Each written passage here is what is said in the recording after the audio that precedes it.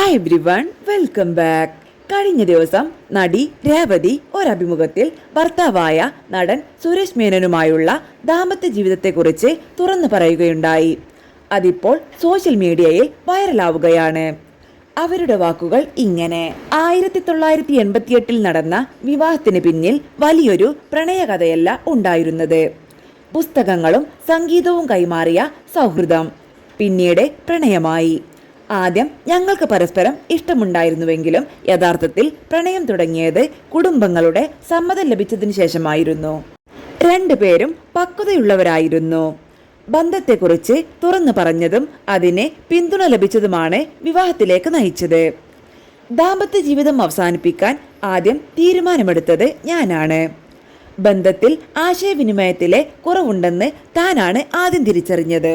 പലതവണ സംസാരിച്ചിട്ടും പ്രശ്നം സോൾവ് ആയില്ല. ഒരേ പ്രൊഫഷനിലുള്ളവർ ആയതിനാലാണ് ബന്ധം തകർന്നത് എന്നത് വെറും ഒരു എക്സ്ക്യൂസ് മാത്രമാണ്. ബന്ധം നിലനിർത്തുന്നത് രണ്ട് വ്യക്തികളുടെ മനോഭാവമാണ്.